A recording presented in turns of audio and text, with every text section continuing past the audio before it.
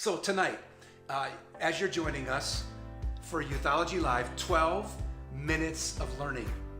I want to deal with this topic tonight, the youth leader and the family. Okay, the youth leader and the family. And this is driven by so much struggle, I think, in balancing youth ministry and the family. So here's where I want to start. I'm going to give you two simple points tonight. I'm going to talk about two sections of this teaching, okay? Thank you for joining me, by the way. I see so many, Sherry and Abby and Rhonda and Luann, Brianna, Steve. And I know there are hundreds that will follow us on social media this week, and then the new podcast that's up too. So anyway, as we get into it, theology and missiology. Okay, I'll break those down. Just two simple points tonight. A theology of the family and a missiology of the family. So let me deal with the first one first, theology, which is really the study of God, or looking at the family. What does God see in the family? Listen, Genesis 1 through chapter 3 set the order really specifically. This is what it looks like. Man was created first. Now, I'm going to throw man and woman in there together right now. Humankind was created first. Understand that. Humankind was created first.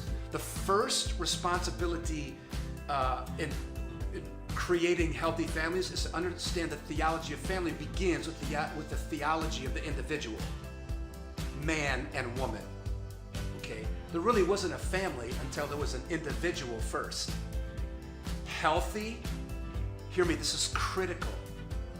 Healthy individuals create healthy families.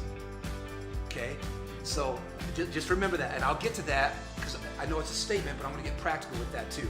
So man was created as an individual first, and when I say man, please don't take me wrong there. I'm talking about humanity. Okay, Genesis 1 through 3 places that emphasis on the individual before the family. Okay, personal spiritual health comes before the family. My personal spiritual health, my wife, my spouse's personal spiritual health comes first.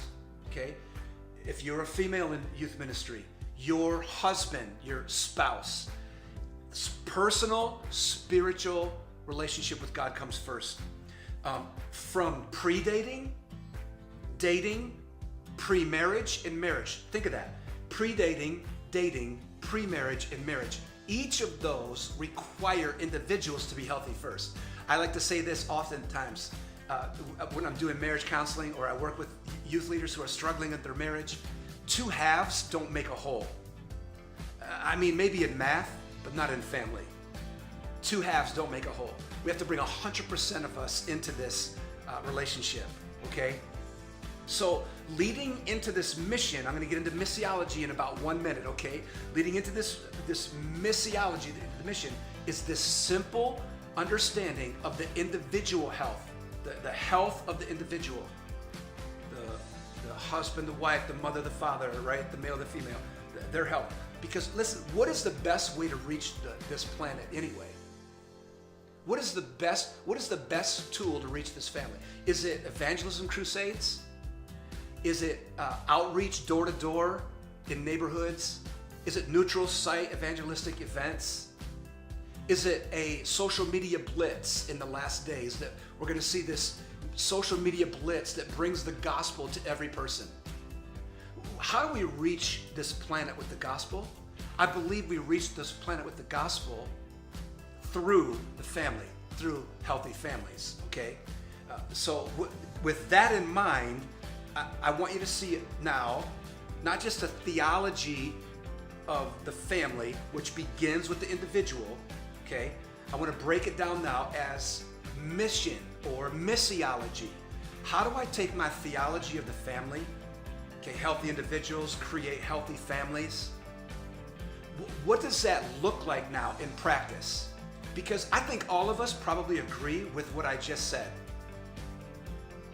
You probably agree that a marriage is healthy because the individual is.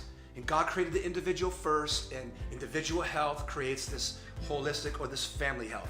I think we all agree with that. So then what does that look like as we live our lives? I can tell you that, and many of you know my story, my wife passed away 3 years ago this Christmas. And we were together in youth ministry for 31, 32 years.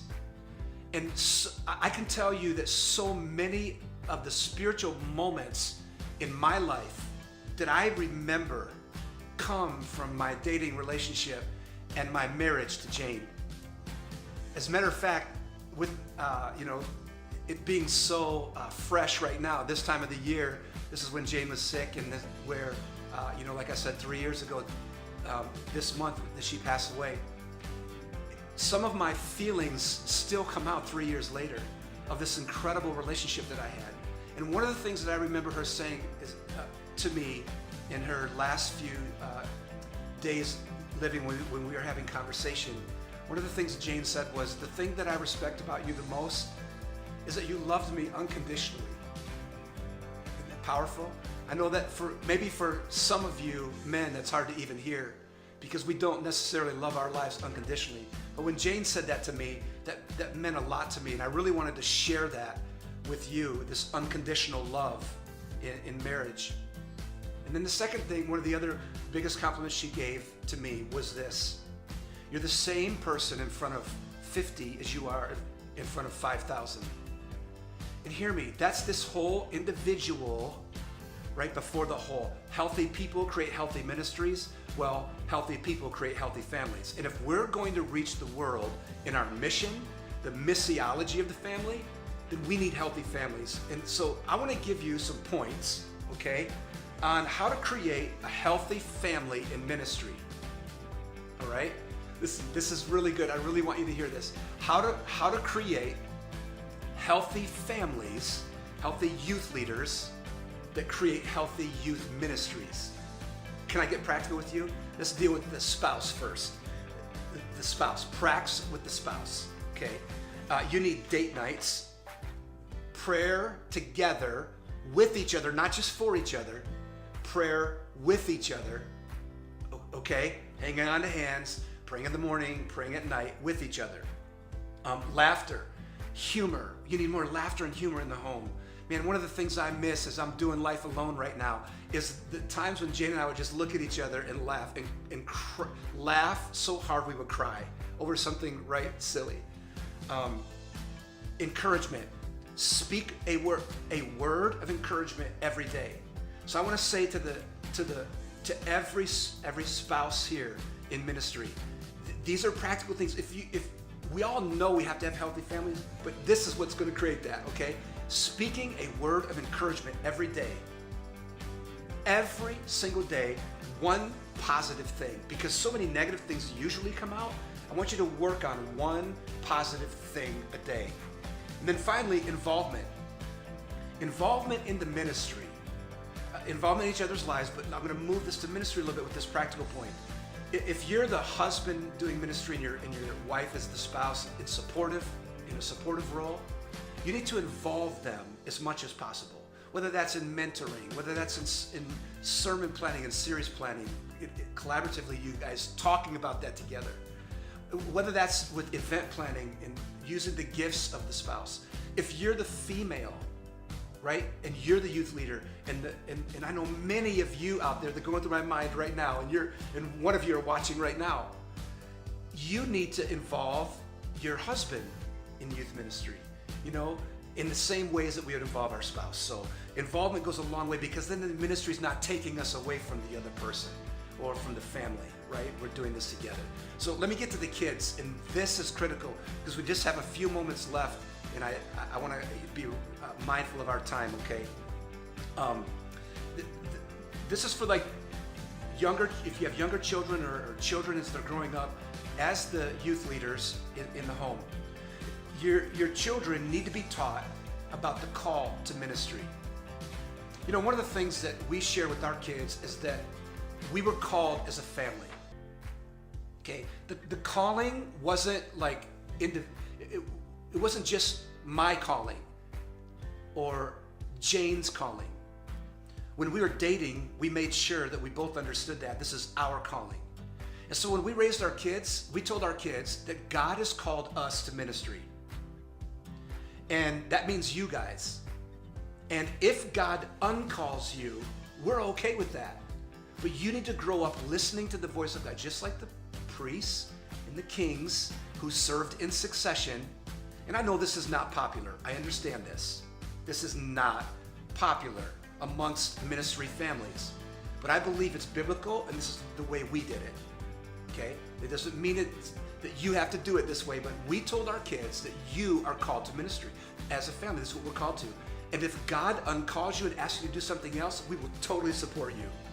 But all three of my kids, two are in ministry now, and the third is on his way into ministry when he finishes up schooling also in the next few months to a year. All of them have, as they grew up spiritually mature, accepted the call of God on their life. Okay? So that's the first thing.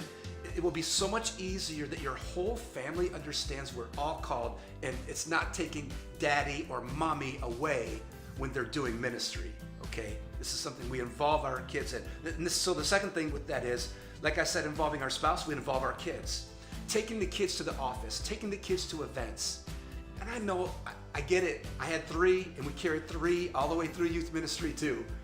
Okay, Jane carried three through youth ministry, right? No, because I can remember doing that too. Give me a little credit there.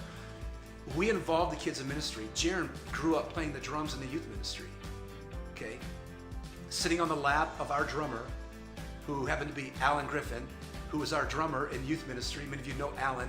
Jaron would sit on his lap and learn the rhythm and learn how to play drums doing that, right? Jory would walk around at the altars. When I would pray for students, she would come in from missionettes or at the church, and she would walk around right next to me as I walked around and prayed for students. And she grew up under that discernment. Justin, everybody in the youth ministry wanted to babysit Justin. He was that charm, right? So we involved our kids in ministry. It didn't take them away. Then the other thing with a healthy family and youth ministry, get the siblings, get your kids to do the same thing you do in your marriage, where you're encouraging, you're involving, you're having date days or play days for the kids. One of the things we did, if our kids ever got in an argument, we made our kids hug it out, right? That made them not want to argue, because now they got to sit and they have to hug each other for 1 minute. Dude, you should have seen that. Can you imagine that right now, right? As your kids are arguing and fighting, and I walk in and I'm like, okay, face each other, put your arms around each other, and they start giggling after about 30 seconds, right? Forgetting about what they were arguing about. So anyway, some of these practical things. So 2 things, theology of the family, okay? That the individual comes first, and that individual creates the healthy family, okay? And then secondly, missiology. Missiology is intention, and how am I going to work that out? What are the practical parts of making family work in ministry? And I gave you a few. So you know the format. I will follow up with this. I will blog this at youthology.com, okay? YTHOLOGY.com. It's in all of our social media. You can find it, all the social media / Jeff Grinnell or Youthology, either one will work. And of course, right, YouTube, please follow us at YouTube. Man, I have junior high friends, and one PK, who's a junior high kid, who's got thousands of followers, and he reminds me of that often, okay? So follow us on YouTube and you'll see this. I'll post-product this and put it up there. And then also the new podcast up and running at soundcloud.com / Youthology. Okay, you'll find us there. So have a great week. This has been Youthology Live, 12 minutes of learning, okay? And we just dealt with the youth leader and family. God bless you. Have a great week.